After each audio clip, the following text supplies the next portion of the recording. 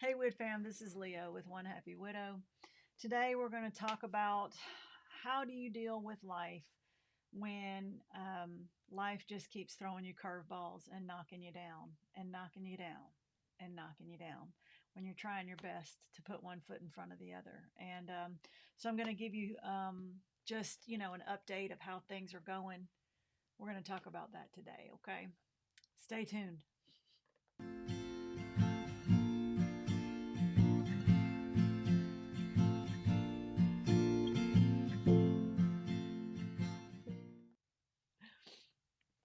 All right, so uh, I've had a rough week, okay? And that's kind of an understatement. So, if you're here for the first time, welcome. And not all of my videos is me just complaining about my struggles, but if you've watched me for a while, then you know I usually take things, with, oh, I don't know what you say, a grain of salt, or, I usually can go with the flow. Even when between my husband and I, when things get him down, usually I'm the person that's like, you know what? But look at the bright side. At least this, at least that, at least this. I try to always look for those positives to try to accentuate the positive, diminish the negative, and just focus, because if we can focus on the positives, then I think it helps.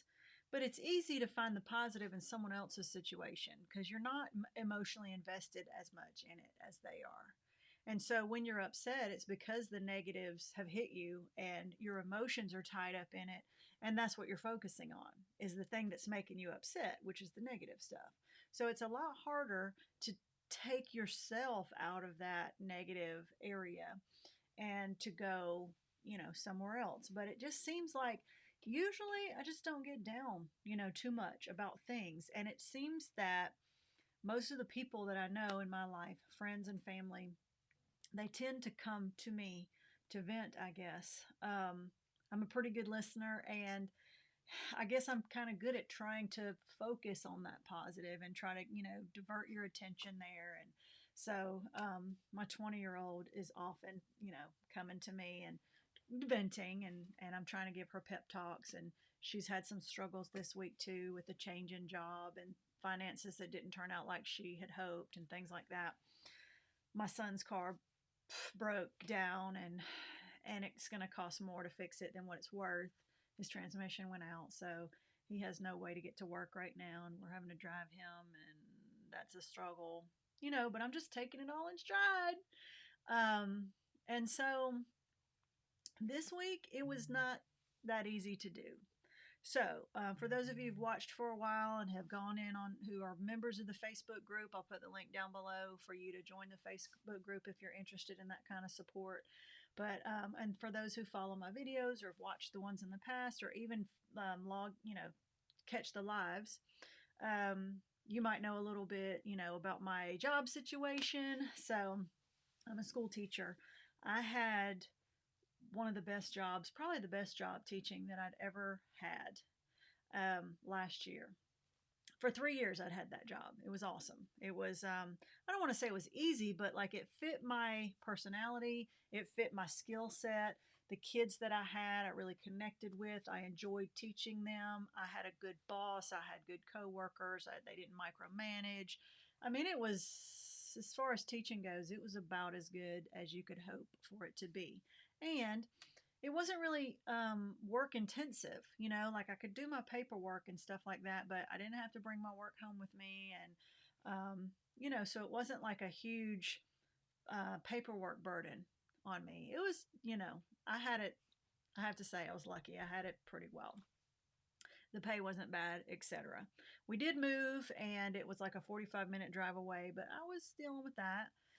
And then, if you followed along, you know that my youngest daughter had some issues. And so, for various different reasons, she had to transfer to homeschooling or online schooling. Well, at the time, she was 11. And so, she could not stay home all day by herself to do this online school thing. So, I had to also stay at home with her. So, I actually had to change teaching jobs in the middle of the school year, which is highly irregular. And it doesn't always happen because you actually have to be released from your contract. It's kind of a big thing. And so that happened. And so I went to work online at home. Um, the job part of it, like I enjoyed the teaching part of it, but there was so many other things logistically and the way that the job was run. It was not good. I did not enjoy it one bit. And so I just did that from January to May. And then I made this big, announcement. Hey, guess what? I didn't sign my contract for next year. I'm not going back to teaching. As a matter of fact, I'm going to do my business. I'm going to do the One Happy Widow stuff. I've got some other sewing things crafting things that I want to kind of dive into.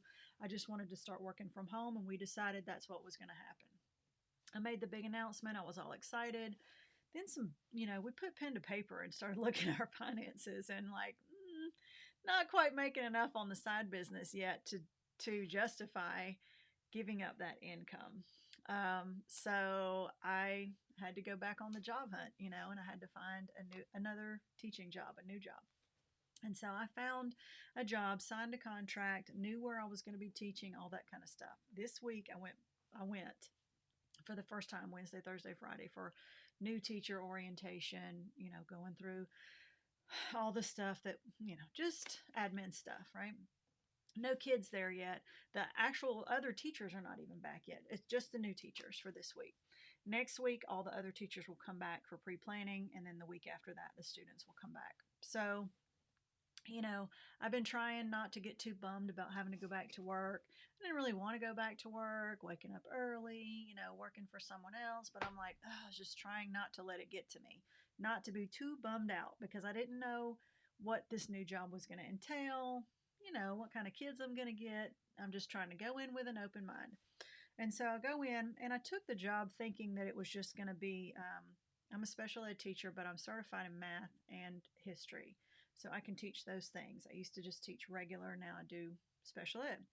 So, and I don't want to get into all the details about the job because that's not what this channel is about, and um, it's really not important about all the details. But I want you to understand at least enough to know why this situation is as bad as it is. And so I went in thinking that I'm certified to do two types of teaching: co-teaching, which means you have a class of students. Most of the students are general education students. A few of them have slight learning disability, so you have some special ed students in there, maybe 20 regular ed students, and maybe up to maybe 10 special ed students, all in the same class, all learning the same material, responsible for the same standards and things. And you have two teachers in there. You'll have a lead teacher or the content teacher, like a math teacher, and you have a special ed teacher. So you have two teachers in there at the same time. And, there's different models of the way you run the class, and it really doesn't matter how it goes. It's just you have to meet the needs of all the students, the special ed students and the regular ed students. So the teachers work together to figure out how best to do that together. It's really hard to teach a group of students the material and at the same time to accommodate and offer those extra supports that some of those students need more than others. For one person, it's hard for one person to do that. So they put two teachers in there so that they can meet those needs: academic needs, behavior needs, learning disability needs, all those things getting met by two specialists in their area at the same time. So that's what I've been doing for the last 7 years. Switched over from regular to special ed.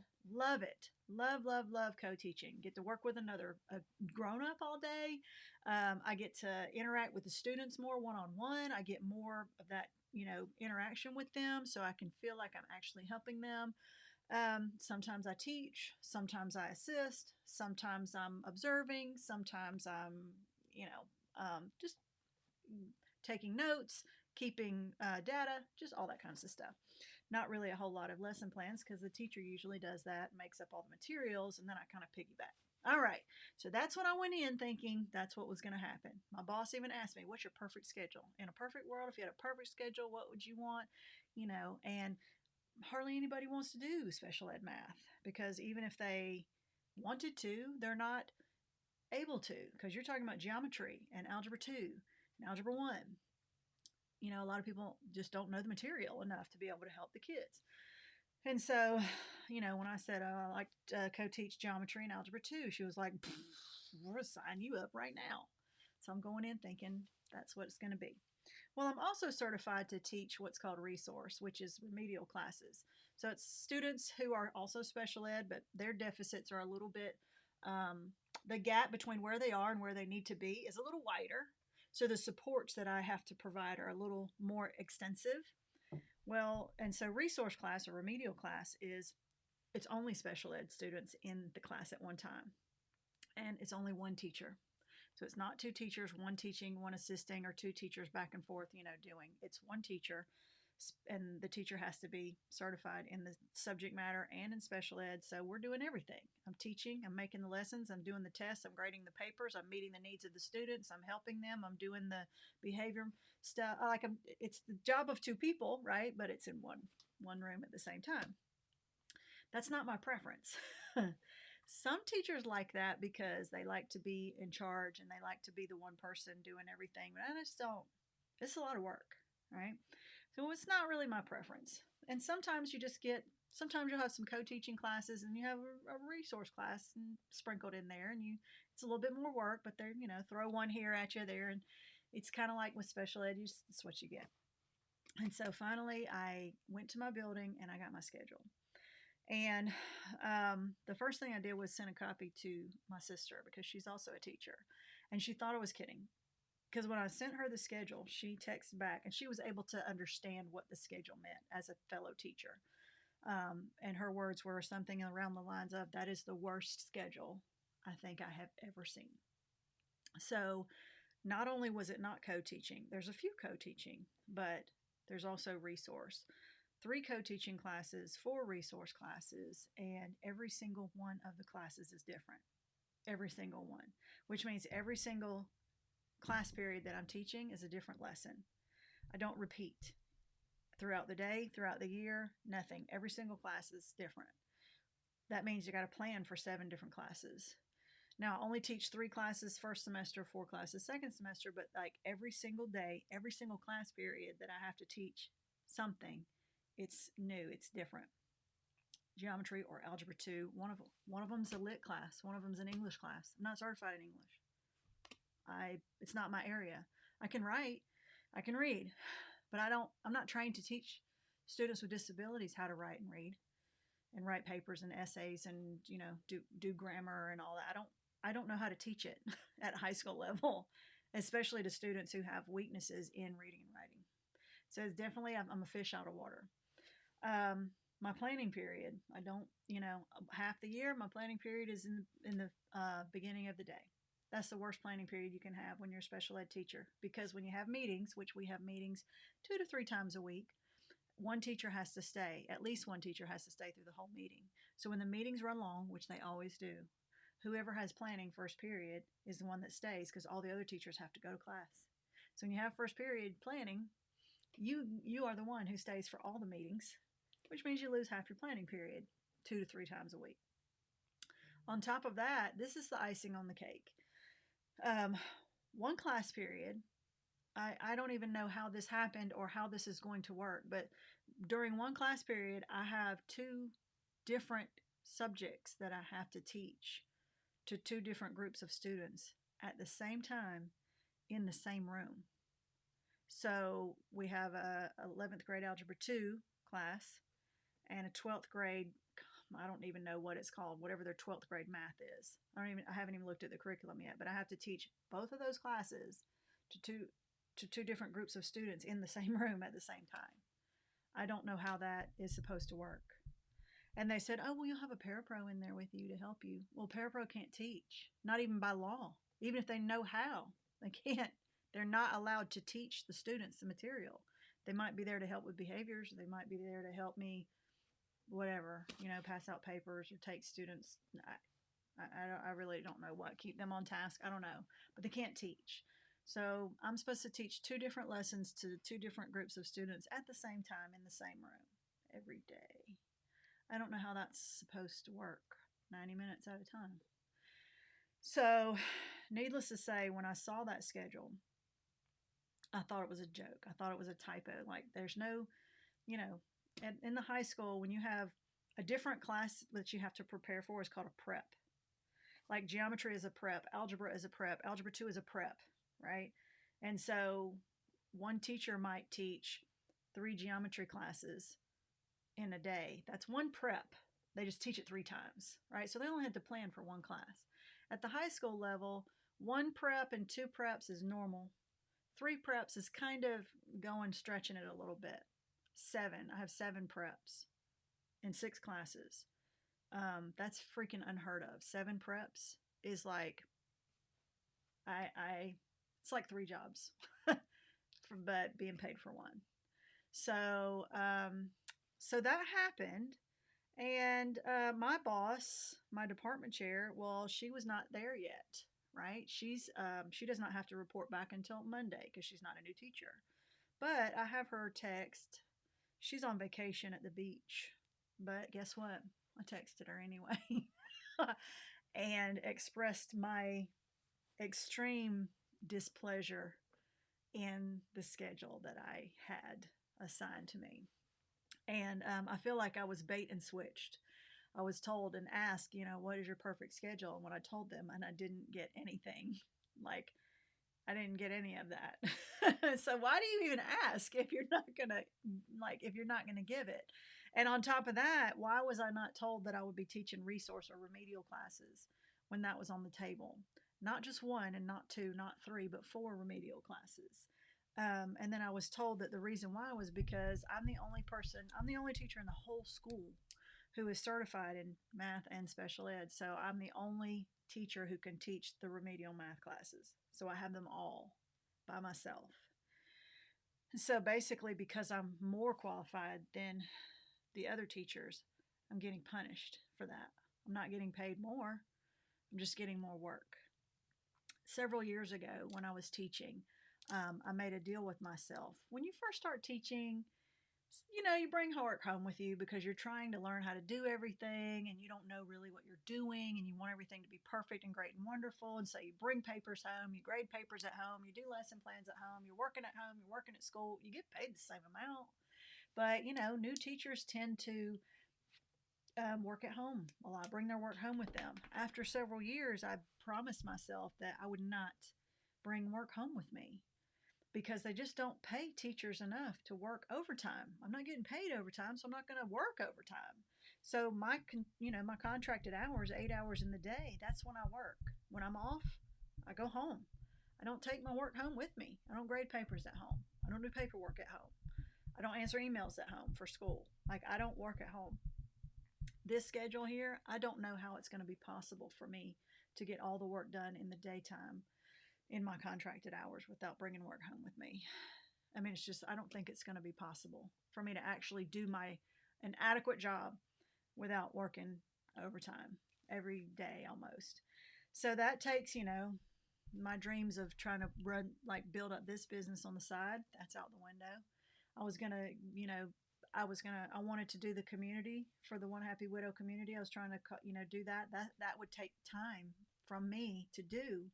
I don't think I'm going to have the time to commit to that. And I can't in good conscience offer that to my widowed community, knowing that I may not be able to be present enough for them to get out of it what I promised to give to them. So I have to put that on hold. I wanted to start my crafting channel, as like a creative outlet for myself, which would be more work, but it's something I really enjoy. It would be a really creative outlet for me.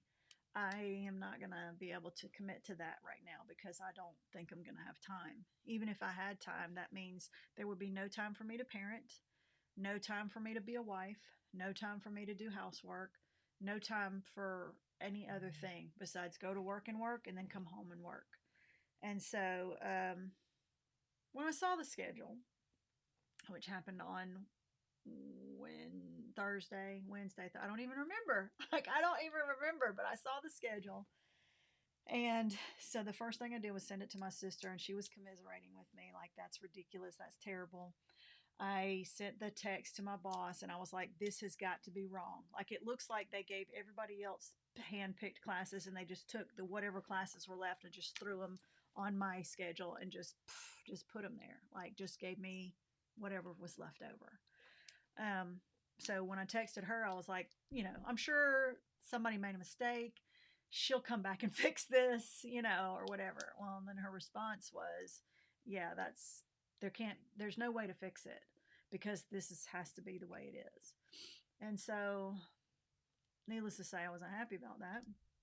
And so I kind of blasted her, not personally. I just, like I blasted my frustrations to her and told her why. And then I texted my husband, and I texted him things that he's heard of before, like resource and co-teach and schedules and planning periods and things like that. But he's also not a teacher, and so he's not getting everything because I'm using terminology he's not familiar with. He just knows that he's getting texts that are like pages long, and all he knows is whatever this is really bad because there's a lot of typos in there and it's coming through like text after text after text after text. And so I'm blasting with my sister, I'm blasting with my boss, and I'm blasting with my husband. And the more that I'm doing this is kind of getting around to our lesson for the day, okay? The more that I'm doing this, the more upset I'm getting. And like, I don't cry very often. The few times that I do cry is usually, when I'm in some heavy grief, or I'm talking about Dewey and his death and his cancer or how the kids are suffering from it or things like that. But usually, like, for the most part of my day, the reason why I don't really cry about many other things is because once you've lost a spouse, like nothing else seems too bad. You know what I mean? Like, my husband died. How do I, like, why am I crying over a work schedule?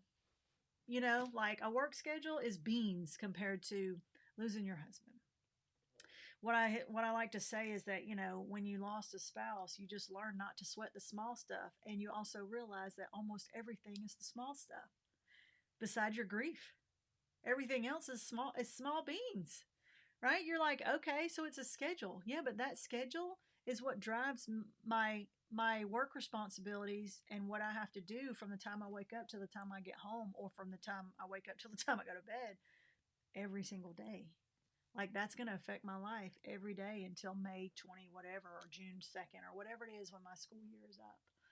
And so, and I've already told my boss this is a one and done situation. Like, this is not something I want to do for more than a year, and I don't know if I can afford you know to quit after this year, but I don't think mentally I can afford to stay. I was to the point I freaked out. Okay, the whole point is this: I panicked because all I could think about was the negative. All I could think about was, and I hate to say this because it's going to sound heartless, but I'm being myself, right? I'm telling you like it is, and I'm telling you the true things that happen in real time. I'm upset because my husband died, which means my children are suffering through their grief, and it's affecting their schooling, and their schooling situation is affecting my work situation. I left a job that I really loved and would have stayed there until I retired, that pays more than any job I've ever had. I had to leave that job because I had to be a mom to my kid.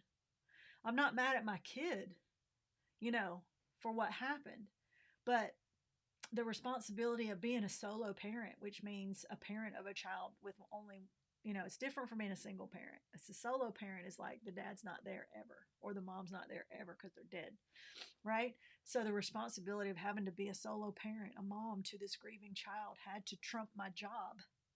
And so I had to give up the good job and take a job that sucked and a $20,000 cut in pay so that I could have a job where I could also be a mom to my kid, which sucked, but it was only for a few months. And so I thought, it can't, like, nothing can be this bad, right? So I'll just go back to I'll go back, and I tried to get my old job back that I loved so much. They wouldn't even answer my email. They wouldn't even respond to me at all. So, I guess I had too much baggage and they didn't want to take a risk of taking me back. Even though when I was there, I was a good teacher, but my personal life affected my work. And so they didn't want to, what if my kid messes up again or needs, whatever. So I can kind of understand why they wouldn't want to, take me back because I have a lot of baggage. So I ended up taking this job, and like, I feel like all the worries that I had, my biggest worry going in was like, when is my planning period going to be? I hope it's not in the beginning of the day. Like, that was my biggest worry. My second biggest worry was I hope I don't have a caseload of students who have nothing but behavior problems, because behavior problems are the hardest special ed problems to deal with, in my opinion. It's really hard to deal with behavior problems. It's easier to deal with learning disabilities because you can quantify them, you can target them. Behaviors are behaviors. It's kind of like the kid has a free pass to act like an ass, but since it's on paper that they have a behavior problem, you have to do all these things to try to help mitigate their behaviors because they struggle with them. You're trying to teach them how to make better decisions in their behaviors. That's really hard to do. I'm not a psychologist. So that was my second biggest fear, was that I'd have like almost all my kids would have behavior issues rather than, specific learning issues. In my old school, I didn't have any students with behavior issues. They were autistic, which is a little different. Their behaviors did impede their learning, but not like anger problems or violent problems or, things like that, disrespectful problems, or, oppositional defiant disorder, like flat out just not complying with what you tell them to do, just flat out saying no, I'm not going to effing do that, f you, and you have to, that kind of thing.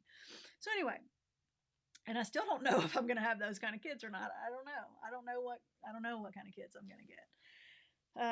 So I went in so naively thinking, oh, I hope I get a good planning period. I had no idea that I was going to get hit with this kind of schedule. And so I felt like literally I had been punched in the gut. And it seems like the more I was venting, the more upset I was getting. And to the point where I went to my classroom and I looked around and I thought, well, guess what? Now I have a room that I'm going to have to decorate. I haven't decorated a room in 12 years. Or 13 years or 14 years. I don't know. I haven't decorated a room in a long time. It's not my thing. Now I have to, because I'm going to be teaching in that room. So I'm looking around and I'm like, I have to do all these things that I never thought I was going to have to do. I didn't really sign up for this. You know what I mean? I did not sign up for this. But technically, they didn't do anything illegal. It's just I got the shit end of the deal, as shitty as it could be. Like, if the shittiest thing they could have done to me legally, they did. And I don't think it's personal, but it felt that way. It really felt that way. And because I'm the new teacher, and I felt like I honestly was being punished for being overly qualified. So the point is, the more I was venting, the more upset I was getting, because I'm venting the negative parts. I'm venting the things that are making me upset. I'm going over them over and over again. I'm typing them. I even called my husband. I don't call him very often. I usually will text. So if I call, he knows something's up. So I'm calling him, and I'm standing in the parking lot. I'm talking to him, and I'm like, I can't do this. And I'm crying. And I was like, I'm going to quit. Like, I'm going to quit right now. Like, I'm going to tell them I can't do this. And if a teacher quits without being, like, if it's breaking your contract, you sign a contract for a whole school year. You have to have permission to break that contract, and you have to have a good reason. When I broke last year, I had health issues with my child, and that was valid. But this is not valid. Not liking your schedule is not a valid reason to break your contract. So you break your contract, you lose your certificate, and you won't get rehired again. Like, you walk away, that's your career. That's it. It is possible to get another job, but you're going to get the crappiest, worst job in the worst school that nobody else wants, because they can't find anybody else to fill that spot. So, like, and so I'm actually looking for I'm looking for private school jobs, and I'm looking for, I'll just be a substitute, like I will work it, I'll be a waitress. I don't effing care, but I'm not doing this shit. And that's how frantic I was in that moment. Like, I almost got in my car at lunch and drove home and decided not to come back. That's how upset I was. That's not me. That's not normally me. But I mean, this was what was happening. And then, you know what happens after that? When you stop sweating the small stuff, you start freaking out about the small stuff, and then you start freaking about the stuff that seems bigger and bigger. Then guess what? Everything ties back into being a widow. You start thinking, none of this shit would be happening right now if my husband hadn't died. And then you start thinking, okay, on top of the grief that I'm dealing with, and I have grieving children that I'm dealing with, now I have a shitty job that I'm dealing with. And so, why don't you just kick a woman when she's down? Kick the widow when she's down.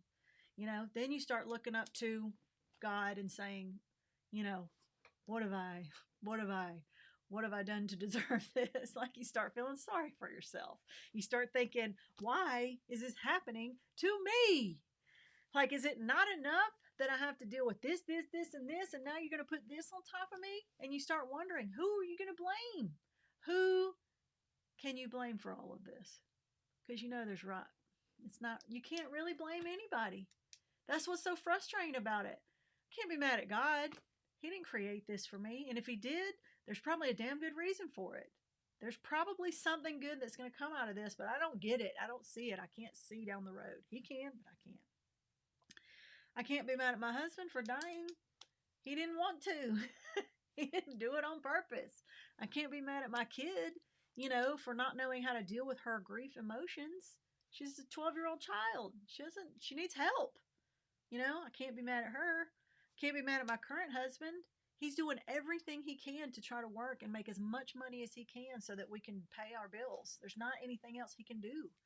It's not his fault. It's nobody's fault. It's not even my boss's fault. She's trying to do a job. She has this many classes, this many kids, this many teachers or whatever. Somebody's got to teach whatever. And then I had to sit and realize nobody's out to get me.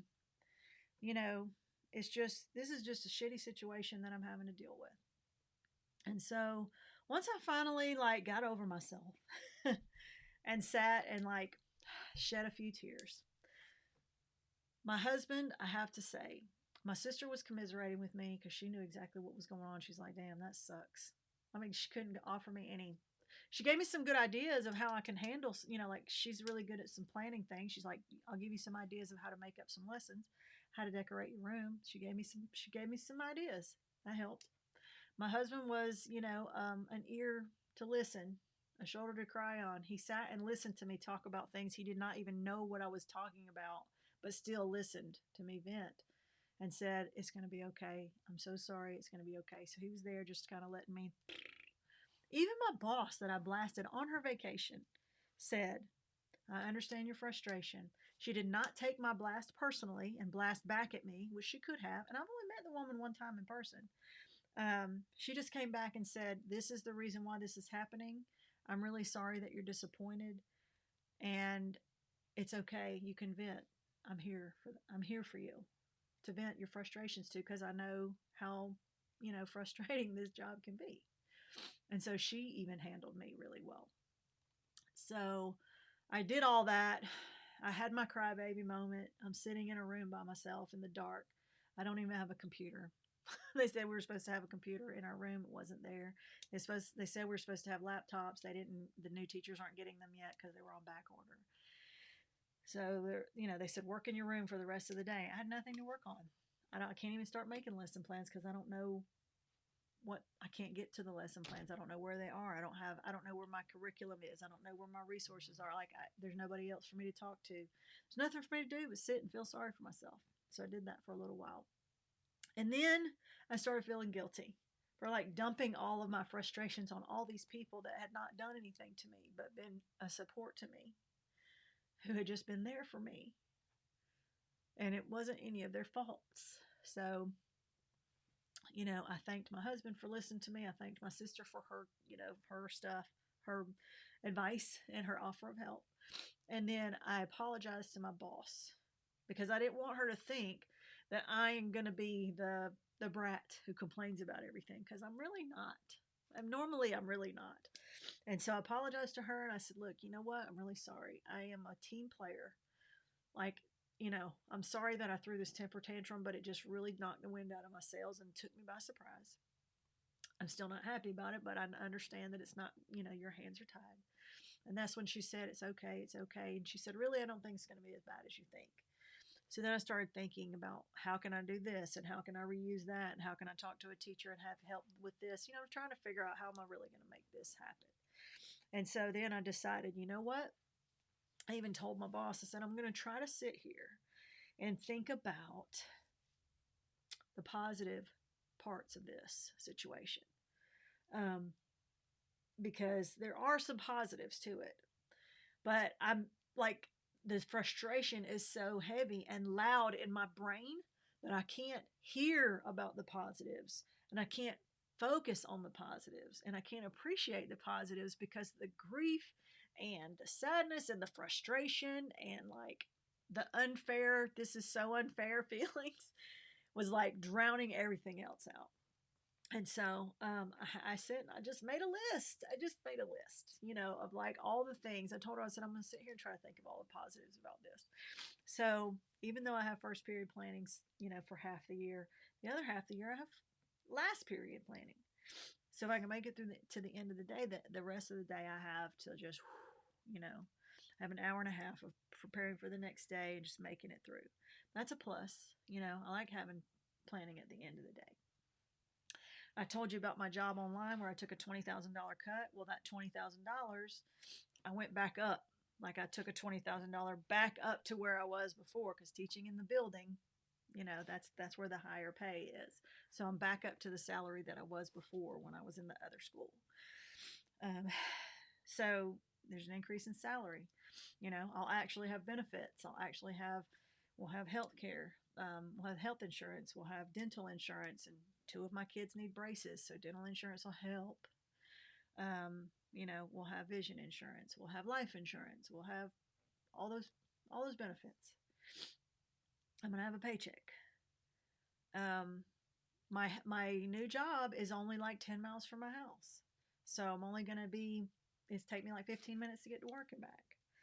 The work day is a lot earlier. My other work day was 8 to 4. This work day is 7:15 to 3:15. So start earlier, but also end earlier. And instead of 45 minutes ride home, it's a 15-minute ride home. So with my other job, instead of getting home at nearly 5 o'clock, I'll be getting home about 3:30.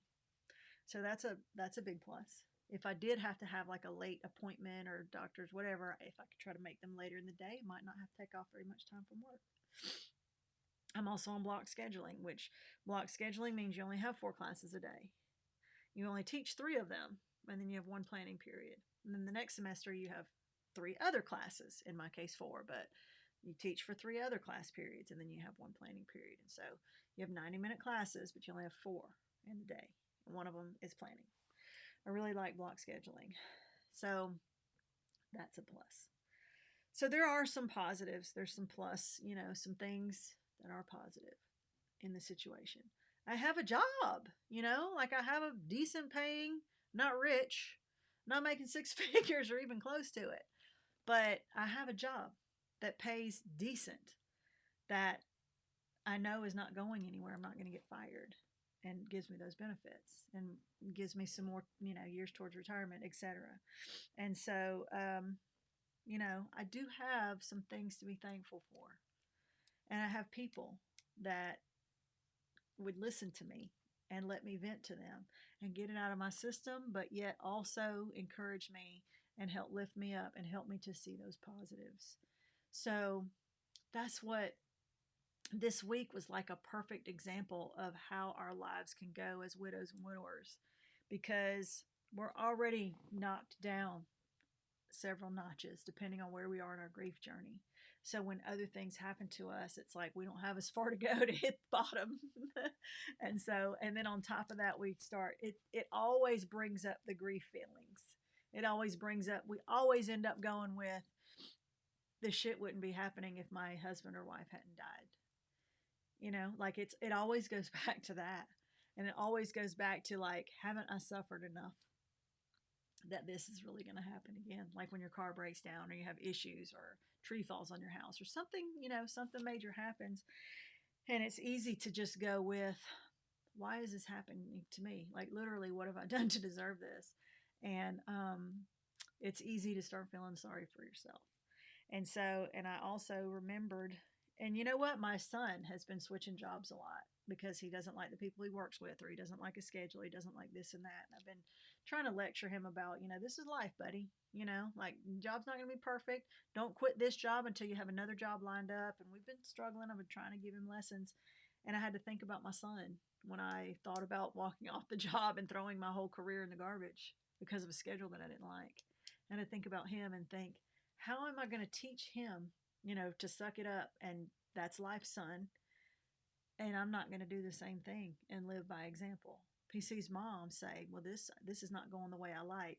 Screw this. I'm quitting. I'm just going to throw it all away. How's that going to set an example for him? It's not. And on top of that, he needs me financially. So does my daughter. So does my husband.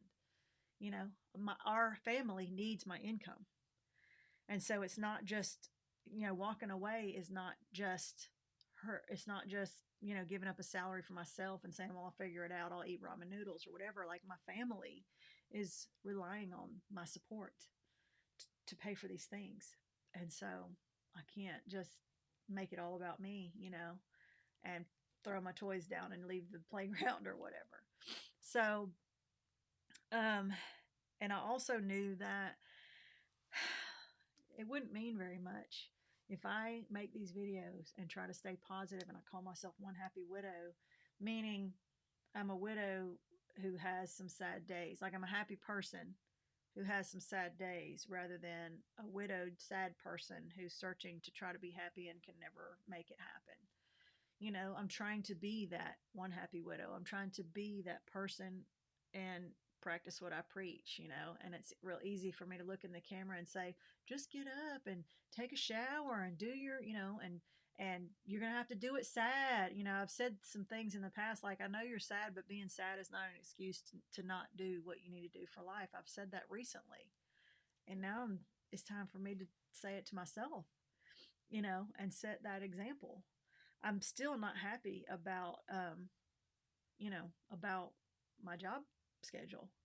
I've been doing so good on my diet all summer, and I sat and ate a huge bowl of ice cream for dinner one night, and then fell out and slept for 14 hours. And I've eaten a whole bunch of stuff this past week because they fed us, and like, I've totally gotten off my diet. I've probably gained 6 pounds this week, and I feel like crap because I've eaten sugar, and I haven't eaten hardly any sugar all summer. My joints are hurting. I'm feeling fat. I'm having indigestion. I've had a migraine headache for the last 2 days from eating sugar, not, and crying and being stressed and all these things, and waking up early. I'm not used to waking up early. And so, I'm struggling, but it's not going to get me down. And I'm going to do what I got to do. And I'm going to just keep praying. I'm going to keep hoping that if it doesn't get better, just like grief, we say this, grief doesn't really get better. The burden of grief is just as heavy. We just get better at carrying it over time. And so I'm hoping that's what happens with this. My schedule's not going to change. It's going to be what it is. And so I'm hoping that over the school year, I just learn how to handle it. I had to learn these kids, I got to learn a whole new group of students, figure out how to connect with them, figure out what they need, what works best with them, what tricks to get through to them. It's hard teaching math to kids, and to any kid. Most of them don't like math, but kids who struggle with learning disabilities and emotional issues and autism and things like that, it's even harder for them, especially with math. Math is not easy at the high school level. And so I have my work cut out for me. I'm still going to really try to make a video every week. They might not be as long. I might only do lives once a month instead of every week or every other week. My videos might be 10 minutes instead of an hour or 30 minutes or whatever. Highly unlikely, because when I start talking, I just ramble. But it might just be something to put a pep talk in, or just say, here's what's going on, and remember that, I care about you. Our community on the Facebook group, we care about you. And so when you have these moments like I'm having this week and shit is just not going your way, sometimes you just need to be able to vent. And I am fortunate that I have a husband that I can vent to, but not the husband who died. And so most of the people who are watching these videos don't have a spouse anymore to vent to. If you haven't moved forward in love and have found someone, then you might feel like you don't have anybody to vent to. And so you got to go out there and search. And so it may be a friend or a family member or a sibling or um, a church member or a coworker. But if you have none of that, just know that you have a Facebook group. If you're not in there, go apply.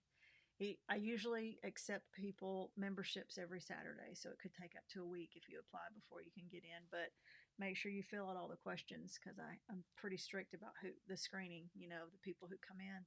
But if you feel like you don't have anybody else to vent to, like I had this week, thankfully, then come to our Facebook group and vent there. And sometimes you don't need anybody to fix your problem. Like nobody can fix my problem this week. I didn't really need. I mean, I wish it could be fixed. Just like with grief, nobody can take away. Nobody can fix the reason why you're grieving, because that would require your husband or wife to come back to life, and we know that's not possible. And so it's really hard to accept knowing that the reason why you feel the way you feel is because of something that you cannot change or fix. It's never coming, like it's never going to be better. The situation that you're feeling is never going to be better. You just have to get better at handling it. And that's hard. That's a hard thing to accept. It's hard to accept knowing that your kids are having to accept that too.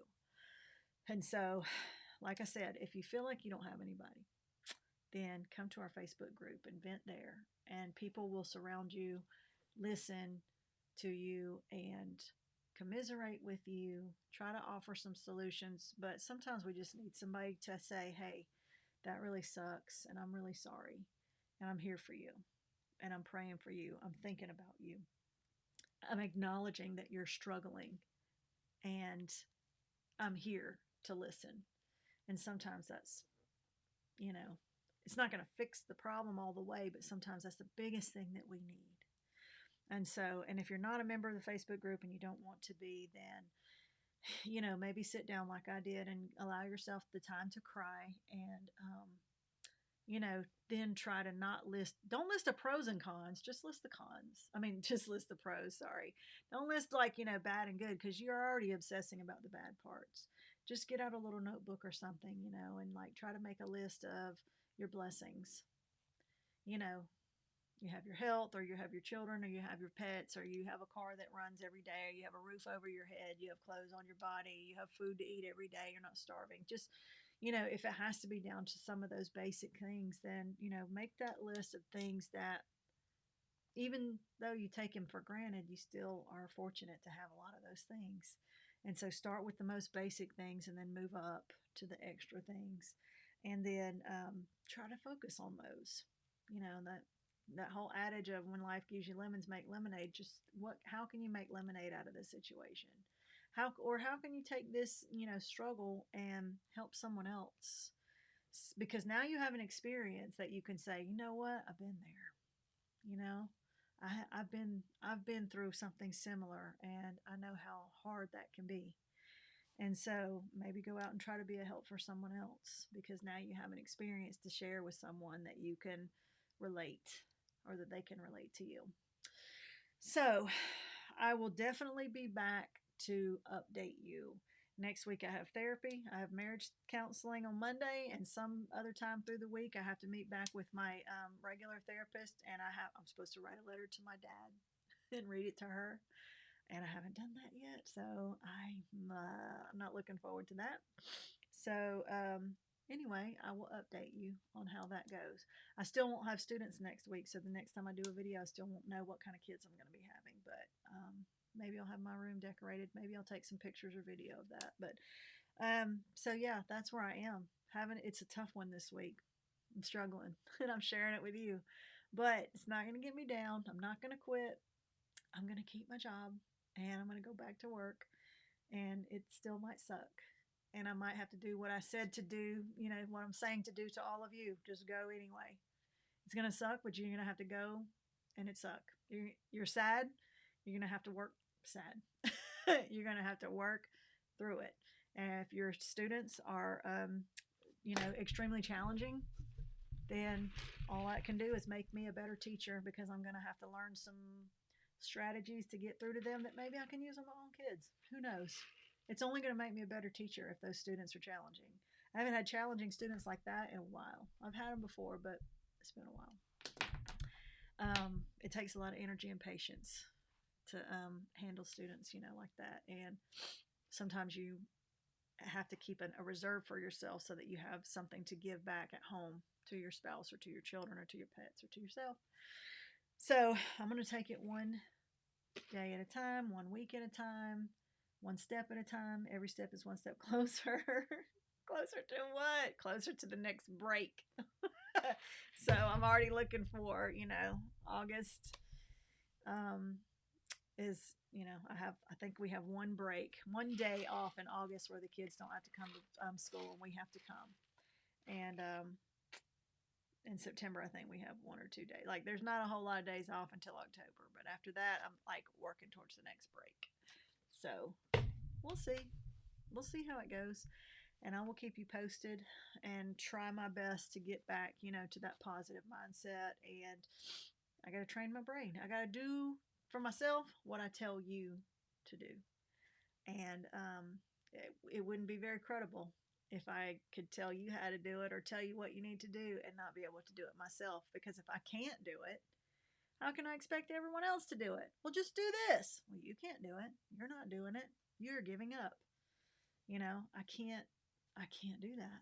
Like, I have to be the strong person. I have to show all of you that what I'm telling you to do, what I'm suggesting for you to do that might help you will actually work. And I have to do it and say, I am doing it too. How can I ask you to do something that I can't do myself or that I'm not willing to? So, we're back to it. It's going to be busy. Like, I'm not going to have this kind of free time that I had over the summer. And I'll figure out how to get through it and how to do it. All right. So thank you for listening if you made it this far. This was like a gripe fest, I know, but just know that you're not the only one struggling. Like, I am struggling, but I'm hanging in there. And I will see you in the Facebook group. If you need some journal templates, I'll put the link down there for the journal templates. If you need a checklist of who to contact when your spouse dies, I'll put the link for that in there too. So I'll put some helpful links down there in the description below, and feel free to click on those. Subscribe, hit that like. Give me a thumbs up if you like this, if it speaks to you at all. Hit that bell so that you won't miss the next video. And until then, we'll see you next time. Bye.